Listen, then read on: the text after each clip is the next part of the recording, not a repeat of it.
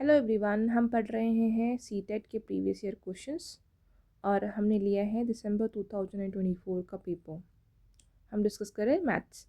इसी तरीके की बाकी वीडियोस के लिए आप मेरे चैनल को विजिट कर सकते हैं। मैंने ऑलरेडी प्लेलिस्ट बनाई हुई है। तो क्वेश्चन नंबर 39, इसमें हमें एक 9 डिजिट नंबर दे रखा है जिसमें हमें कुछ एक्स और वाई अननोन मिले हैं। हमें बस ये बताया कि ये नंबर 88 से डिवाइड होता है। अब हमें इस रिलेशनशिप के बेसिस में एक्स और वाई की वैल्यू निकालनी है एंड फर्दर इसमें एक्स और वाई की वैल्यू डाल के कितनी इसकी वैल्यू होगी वो बतानी है। ठीक है, तो सबसे पहले हमें पता होना चाहिए कि डिविजिबिलिटी रूल्स क्या होते हैं। अगर आपको वो नहीं पता है तो फिर थोड़ी सी मुश्किल आएगी। तो यहाँ पर देखिए, 88 से अगर ये कह रहा है कि ये नंबर डिवाइड होता है तो 88 का मतलब क्या होता है। 88 को अगर मैं एक्सपेंड करके लिखूँ तो इसका मतलब होता है 8 इंटू 11, यानी ये नंबर 8 से भी डिवाइड होना चाहिए और 11 से भी डिवाइड होना चाहिए, तब जाके ये पूरा नंबर 88 से डिवाइड होगा, है ना। तो हम इसी के डिविजिबिलिटी रूल्स लगाते हैं। 8 का डिविजिबिलिटी रूल क्या होता है कि लास्ट के 3 नंबर्स अगर 8 से डिवाइड हो रहे हैं तो पूरा नंबर 8 से डिवाइड होगा।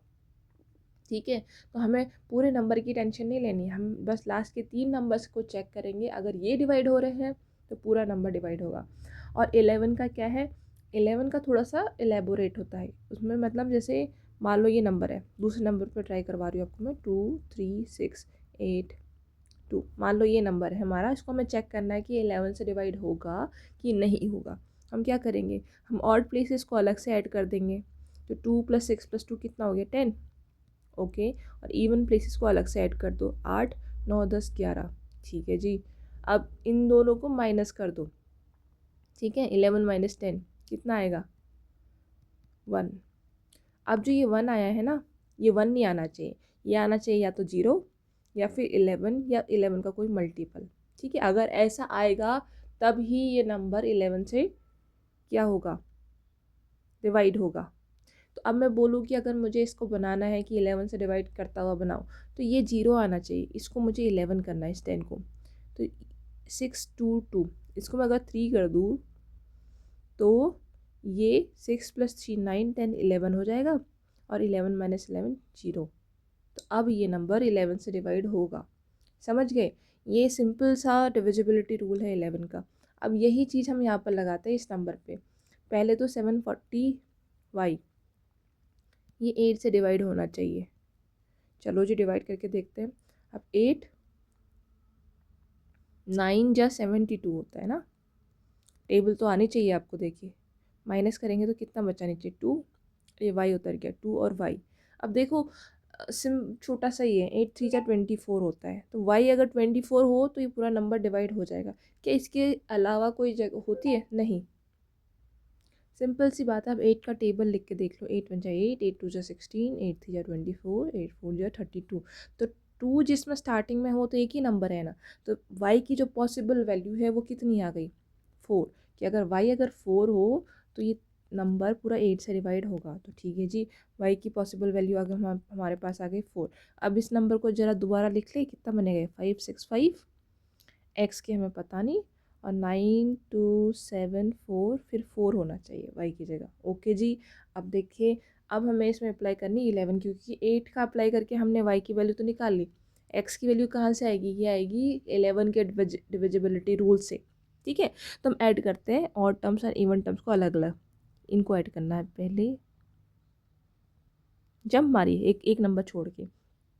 कितना बनेगा, 5 + 10, 10 + 9 19, 19 और 7 26, 26 और 4 30। ओके जी, यानी अब अगला जो नंबर आएगा इनको ऐड करके या तो 30 आए या फिर कुछ ऐसा नंबर आए जो कि क्या हो, 11 से, मतलब ऐसा नंबर आए कि इन दोनों को माइनस करके 11 का मल्टीपल आए। ठीक है, ऐड करके देखते हैं, 6, इसको फिर 2 और 4, 6 7 8 9 10 11 12, और ये प्लस x यानी 12 + x।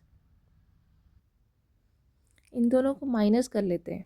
ठीक है, 30 - 12 + x, तो कितना आ जाएगा, 30 - 12 माइनस एक्स। 30 माइनस 12 कितना होता है? 10 माइनस 2 बचा 8 और 2 में से बन गया 18 माइनस एक्स। ये जो नंबर आया ना माइनस करके, ये 11 का मल्टीपल देखो, या तो 0 हो या 11 का कोई मल्टीपल हो। अब इसको 0 बनाने के लिए हमारे को एक्स की वैल्यू 18 डालनी पड़ेगी, लेकिन ध्यान दीजिए एक्स की वैल्यू बस 0 से लेकर 9 के बीच हो सकती है। सिंगल डिजिट है ना, सिंगल यूनिट है ये, तो ये 0 तो नहीं कर सकते। 0 के बाद 11 हो सकता है, तो क्या 11 हो सकता है? चेक कर लेते हैं। 18 माइनस एक्स अगर 11 हो तो एक्स की वैल्यू कितनी आएगी? 11 इधर चला जाएगा, एक्स इधर आ जाएगा, तो कितना आ गया? 7। तो एक्स की वैल्यू कितनी आ गई हमारे पास? 7। अब देखो, आप इससे ऊपर भी रख सकते हो अगर कंडीशन ना होती, ठीक है। 18 माइनस एक्स की वैल्यू 22 भी हो सकती थी, लेकिन क्यों नहीं होगी? अगर हम इसमें एक्स की वैल्यू निकालेंगे तो देखो 18 माइनस 22 इधर आया और एक्स इधर गया, तो ये नेगेटिव में आंसर जा रहा है। तो क्या ये पॉसिबल है? चलिए हम मान लेते हैं कि उल्टा भी हो जाता, कि 22 माइनस 18 भी तो कर सकते हैं, आप ये कहेंगे। तो अगर आप इसको माइनस करोगे ना, ये डबल डिजिट आएगा। तो मैं क्या यहाँ पर डबल डिजिट रख सकती हूँ? नहीं, मुझे वहाँ पर सिंगल डिजिट ही रखना है। तो इसीलिए एक्स की पॉसिबल वैल्यू क्या हो गई? 7। ओके, तो हमारे पास दोनों की वैल्यू आ गई। किसकी? वाई की भी आ गई और एक्स की भी आ गई है। वाई की वैल्यू कितनी आई थी हमारे पास? 4।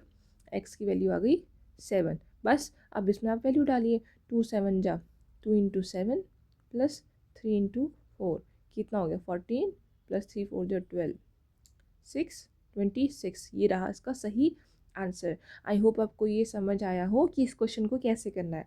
नेक्स्ट बस थ्योरी बेस्ड क्वेश्चन है, जिसमें ये बोल रहा है कि कुछ ऑक्यूपेशंस यानी कुछ जॉब्स ऐसी है, जैसे कि अकाउंटेंसी, बैंकिंग, शॉपकीपिंग, टेलरिंग या बहुत और, जिसमें मैथमेटिक्स को हम डायरेक्टली या इनडायरेक्टली इस्तेमाल करते ही हैं। आपको बहुत बार बचपन में लगता होगा ना, यार क्यों पढ़ रहे हैं, ये पता नहीं कहाँ इस्तेमाल होगा। तो वो होता है, बहुत सारी जॉब्स में होता है। इसके अलावा भी होता है। आप अगर रिसर्च में अपना फील्ड आप रिसर्च को चूज करेंगे ना, तो वहाँ तो और ज़्यादा यूज़ होती है मैथ्स में। तो इस चीज़ को हम कैसे कह सकते हैं, इससे आपको मैथमेटिक्स की कौन सी वैल्यू पता चलती है? तो सिंपल सी बात है, इससे हमें पता चलती है यूटिलिटेरियन। यूटिलिटेरियन मतलब होता है कि उसकी क्या उपयोगिता है, कहाँ वो इस्तेमाल हो रही है। प्रोफेशनल तो है ही है, डिसिप्लिनरी है, ये कल्चर है, लेकिन यहाँ पर अगर मैं स्पेसिफिक बोलूँ तो हम उसको कहीं पर अप्लाई कर पा रहे हैं, तो हम उसकी यूटिलिटेरियन जो वैल्यू है उसको शोकेस कर रहे हैं, ठीक है। नेक्स्ट अब एक ज्योमेट्री का क्वेश्चन है, जिसमें हमें एक लाइन दे रखी है ए बी, ठीक है जी। ए बी हमने लाइन बना दी, ओके। अब उसमें एक पॉइंट है ओ, ओके, ओ एक पॉइंट है। Rays O C and O D are drawn on the same side of the A B. Same side of the A B मतलब ए बी की एक साइड ऊपर है, एक साइड नीचे है। तो हमने जो रेज बनाई है वो सेम साइड में बनाई है ए बी के। तो इस तरीके से होगी कुछ, ये बन गई ओ सी और ये बन गई ओ डी। चलिए ठीक है, एक को सी लिख दो, एक को डी लिख लो, इसको ज्वाइन कर लो, ठीक है, एक ही है। अब ओ सी जो है वो परपेंडिकुलर है ओ डी के, ठीक है। ये ओ सी जो ओ डी, मान लो कि अगर मैं इसको एक्सटेंड करती ना वर्चुअली, तो ये इस पे 90 डिग्री का एंगल बनाती। कौन सी? ओ सी ओ डी पे 90 डिग्री का एंगल बनाती, ठीक है जी, हमारा बन रहा है। Okay, angle A O C, angle A O C है x degree, okay. Angle B O D है 3x, बी ओ डी है 3x, ओके। तो हमें बताना है कि बी ओ डी की वैल्यू बतानी है। तो हमें ऑलरेडी बता दिया कि ये 90 डिग्री है। अब देखिए यहाँ पर कौन सा कॉन्सेप्ट लग रहा है, यहाँ पर लग रहा है लीनियर पेयर। लीनियर पेयर क्या कहता है? देखो, एक लाइन जो मैं बनाती हूँ उसमें कितना एंगल बनेगा टोटल? ये तो ऑब्वियस सी बात है, ये 180 डिग्री है टोटल। अब आप इसको कितने ही हिस्सों में डिवाइड करोगे, सबका सम मिला के कितना होना चाहिए? 180 ही होना चाहिए। यही लीनियर पेयर कहता है। तो ये ए बी एक लाइन है, हमें बताया है, हाँ जी। तो ये पूरा एंगल कितना होना चाहिए? ये होना चाहिए 180। यानी इन तीनों को ऐड करके कितना आना चाहिए? इनको तीनों को ऐड करके आना चाहिए 180, यानी x plus 3x plus 90 should be equal to 180। Okay जी, x प्लस 3x कितना हो गया? 4x प्लस 90, ये इक्वल है 180 के, ठीक है।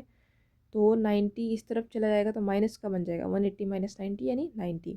तो 4x equal to 180 minus 90, 4x equals to 90, x equals to 90 upon 4, 4 यहाँ मल्टीप्लाई में ना इधर डिवाइड में चला जाएगा, कर दो डिवाइड इसको, 4 2 जा 8 और 4 कितना बचा 10, फिर से 4 2 जा 8 पॉइंट 2 बचा, 4 5 जा 20, 22.5 या फिर 22.5 डिग्री। तो कौन सा आंसर इसका, ये रहा जी।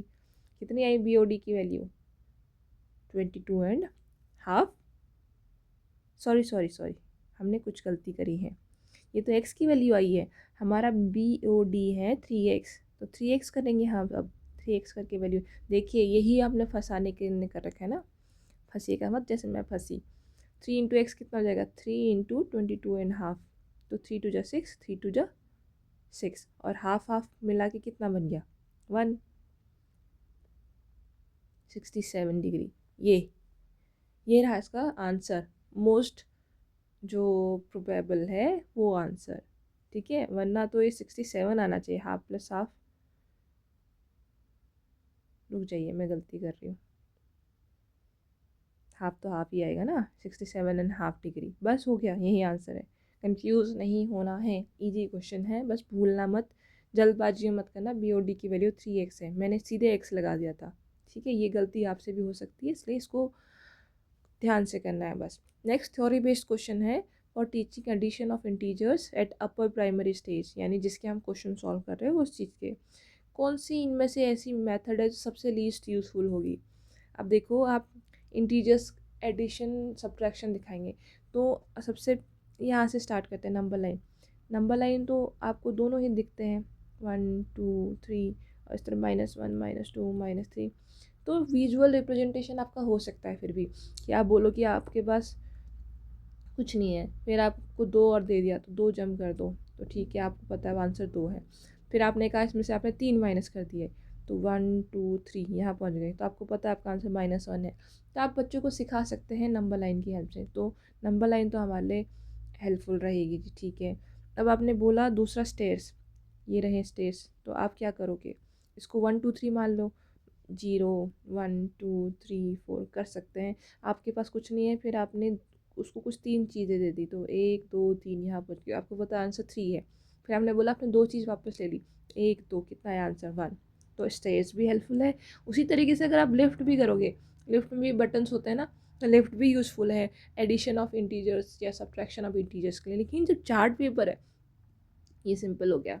अब चार्ट पेपर को क्या करोगे, आप इसमें फॉर्मूला लिख सकते हैं, आप इसको फाड़ के टुकड़े बना सकते हैं, अलग बात है, लेकिन उसमें चार्ट पेपर की वो ख़त्म हो जाएगी वैल्यू, चार्ट पेपर नहीं बचेगा।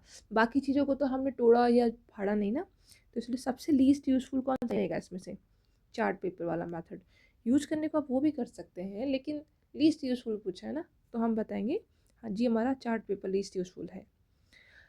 अब ये बोल रहा है कि अगर x की वैल्यू k है तो आपको इसकी वैल्यू निकालनी है, ठीक है। तो x की वैल्यू k हम मान रहे हैं अभी क्वेश्चन में, यहाँ पर हमें इसकी वैल्यू निकालनी पड़ेगी, किसकी, x की, इस इक्वेशन से। चलिए सॉल्व करते हैं। क्या दे रखा है, x -4 upon 7 -1 equal to 5 - x upon 3 + x।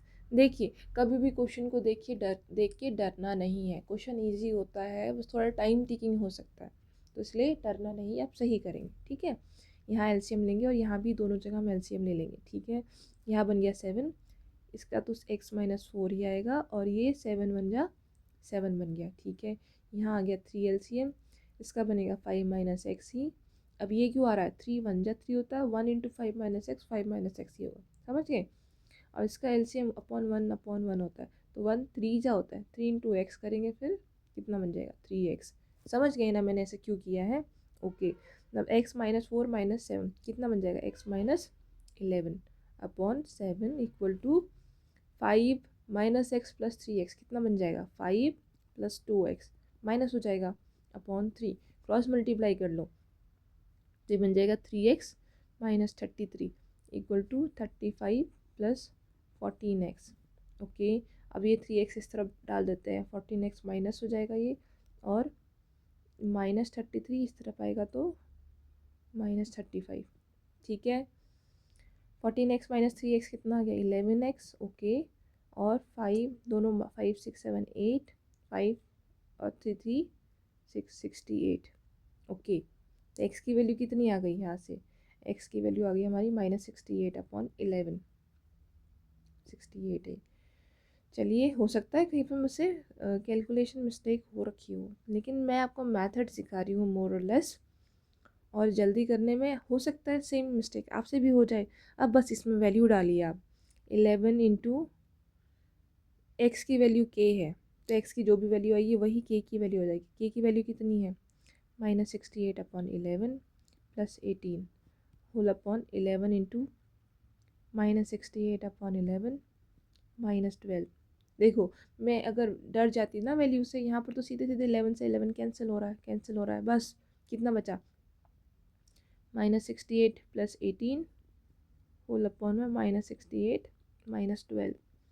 तो ये हो जाएगा माइनस, क्योंकि माइनस प्लस माइनस होता है, 8 - 8 0, 6 में से 1 गया 70, और माइनस का माइनस आएगा, बड़े के साथ माइनस है, ये हो जाएगा माइनस माइनस प्लस, और साइन आएगा माइनस का, क्योंकि दोनों के साथ बड़े के साथ माइनस है। 8 9 10 0, 1 कैरी, 6 1 7 1 80।